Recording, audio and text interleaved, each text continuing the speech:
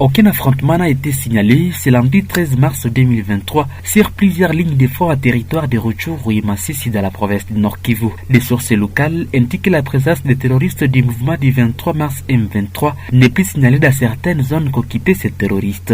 Cette source locale parle d'entités comme Kibirizi et Mweso, où aucun élément du M23 n'est encore visible. Dans la chefferie de Bachali, les rebelles du M23 ont quitté la localité de Mweso vers 0h de cette nuit, amenant avec eux leurs malades qui étaient admis à l'hôpital de Mweso, ainsi que quelques membres des communautés civiles dévoués à leur cause. Ils seraient partis à Kichanga, alors que d'autres éléments seraient positionnés à Mwongozi, Busumba et Kirumbu, aux alentours de Mweso, affirment ces sources. Elles ajoutent que ce matin de Silanti, ce sont les Maïma et les Nyatura qui viennent encore de vestir Mweso et quelques autres villages proches. Ces combattants locaux ont tiré des coups de feu lors de leur entrée dans ces positions abandonnées par les rebelles du M23. Les mêmes sources font savoir qu'autour des Sake, ces derniers ne sont plus également visibles dans les villages de Karuba, Muremure, Ngike, Kagano et Kiwuli. Et dans un communiqué publié samedi 11 mars, ces rebelles soutenus par les Rwandais annonçaient leur retrait de ces villages pour permettre aux troupes burundaises de la communauté de l'Afrique de l'Est EAC de s'y déployer. Des sources censées de l'EAC affirment que ce déploiement des Burundais n'est pas encore fait, mais en cours de planification. Toutefois, des sources civiles de la région redoutent une reprise des hostilités dans ces villages abandonnés par les rebelles du M23 et du coup réoccupés par les groupes armés locaux. Ces derniers ne sont aucunement liés par les cessez-le-feu impliquant les belligérants directs dans ces conflits. La notabilité locale de Rutshuru parce que cette forme de retrait du M23 dans ces zones serait consécutive à la frappe aérienne qu'a infecté les forces armées de la République démocratique du Congo et qui a infligé des pertes énormes dans les rangs des terroristes du M23. Aimé Mukanda encourage les militaires FARDC à utiliser la force à leur disposition pour déloger les rebelles du M23 qui se cacheraient dans la forêt dans cette entité. Et même Mukanda Mbusa nous revient dans cet en direct avec Afro FODESA 43. Mukanda Mbusa, bonjour. Bon après-midi à vous et à tous les téléspectateurs de Afro FODESA 43. Merci beaucoup Aimé Mukanda. Nous revenons chez vous cet après-midi. Juste comme d'habitude, être informé sur l'actualité, en tout cas à réel, qui évolue au niveau des Rutshuru et Masisi, les deux zones que vous maîtrisez très très bien, et justement ces zones qui sont encore une fois sous l'emprise des terroristes du M23. Aujourd'hui, c'est lundi, il est 15h. Comment est la situation actuelle? Oui, comme vous le connaissez bien, nous sommes intéressés de la situation sécuritaire à territoire de Rutshuru et Masisi à ce moment où notre pays est agressé par l'ennemi et nous sommes sur le terrain. Et aujourd'hui matin, nous nous sommes réveillés. Les rebelles terroristes du M23 étaient invisibles dans plusieurs localités dans les territoires de Rutshuru, à chefferie de Bwito, dans les groupements Mutanda. Il s'agit des localités Kibirizi et périphériques où nous nous sommes réveillés. Les M23 et leurs alliés étaient invisibles dans la cité et dans les positions qu'ils occupaient, dans les positions qu'on appelle les defenses.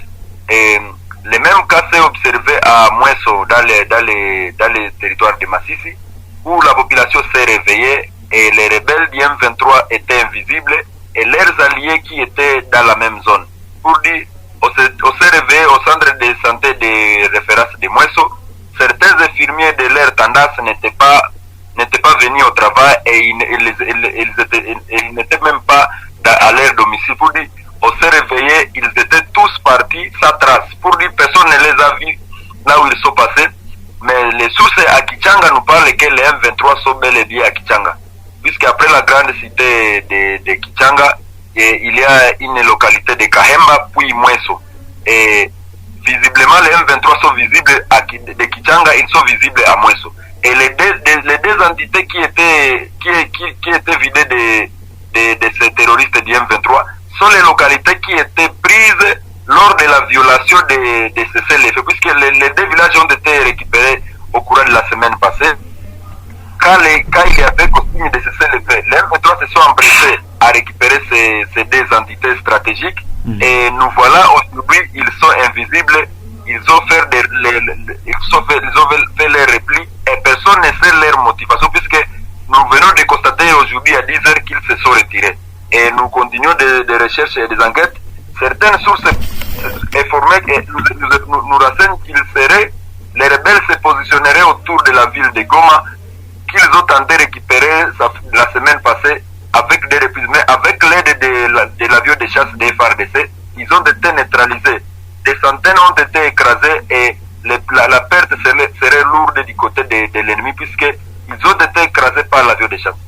Alors, est-ce qu'on peut dire pour le moment que cette sorte de directeur du M23 serait peut-être un résultat de la diplomatie qui est en train d'être effectuée par les autorités congolaises, ou bien c'est aussi un résultat de la frappe aérienne qui est en train d'utiliser les FARDC pour déloger ces rebelles?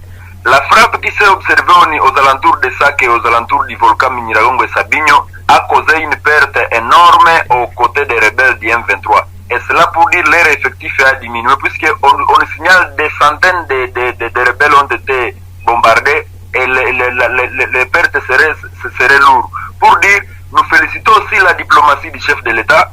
Nous n'avions jamais connu un chef de l'État comme Félix Tshisekedi que je salue à Passa, puisque depuis son accession au pouvoir, il a la volonté de changer les choses. Ce n'est pas comme son prédécesseur qui était un peu orgueilleux, qui ne faisait presque tout avec orgueil. Mais lui, au moins, il essaie d'écouter. Malgré que je peux signaler qu'il n'y a pas de dépôt entre la population civile ou la société civile de Rutshuru, Masisi avec la présidence ou avec le chef de l'État direct.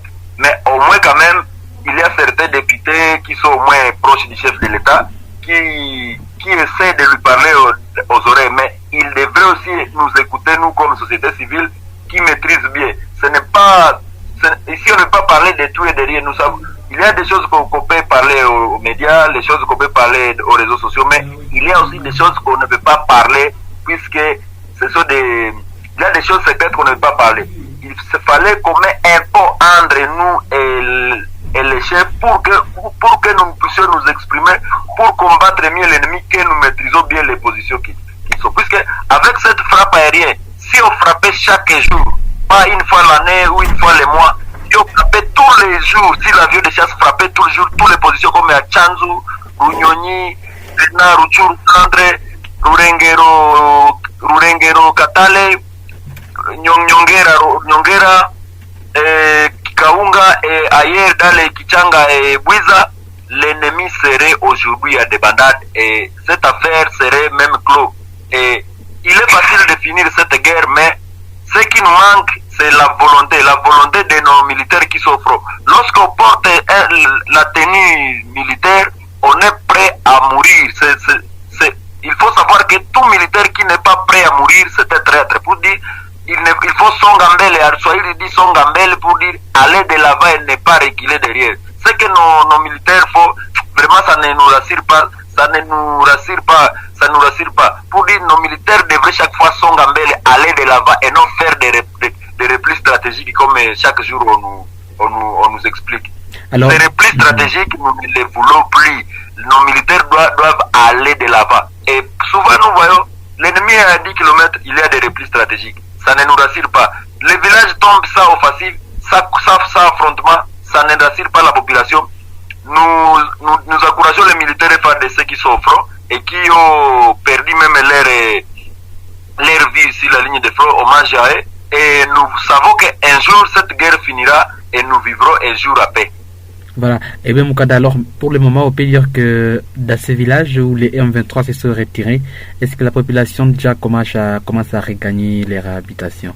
Je ne peux pas dire que la population sera informée aujourd'hui puisque nous sommes, comme je suis à la radio, comme je suis sur votre chaîne aujourd'hui, certains vont écouter même dans notre radio et ils vont commencer à revenir quand nous serons rassurés. Puisque aujourd'hui, à cette heure même, nous sommes à 16h30, je ne vais pas vous rassurer qu'ils se sont retirés puisqu'ils sont invisibles, c'est ce que je confirme.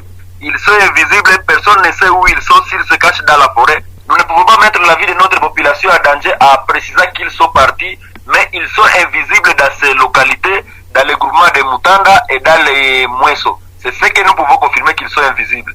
Et nous pouvons signaler qu'à Kibirizi, où précisément où moi j'étais, au moins 98% de la population avait pris fuite et ils sont tous à Vichumbi, les uns à Kanyabayonga, les autres dans les territoires de Lubero.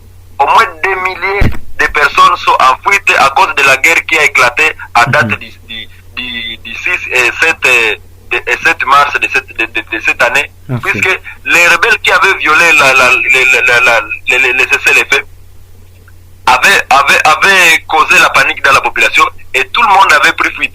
Aujourd'hui, plusieurs populations souffrent dans les villages à déplacement et ils n'ont pas eu quoi que ce soit. Et comme information, nous avions écouté que les Qatar avaient donné 800 tonnes de vivres et non-vivres. Mais aujourd'hui, les gens souffrent. On ne sait pas si cette aide humanitaire est entre les mains de qui. Les aides humanitaires arrivent, mais les détournements se portent bien à Goma, où on ne peut pas condamner, on ne peut pas demander, il n'y a personne à demander. Les députés provinciaux qu'on pouvait demander sont à congé, on ne peut pas demander qui que ce soit. Les responsables qui sont en position de ces 800 tonnes de vivres et non-vivres à provenance du gouvernement du Qatar devraient les distribuer le plus vite possible. La France va envoyer 37 millions de dollars. Tout ça risquerait de se volatiliser. Voilà. L'Union européenne va envoyer 50 millions de dollars.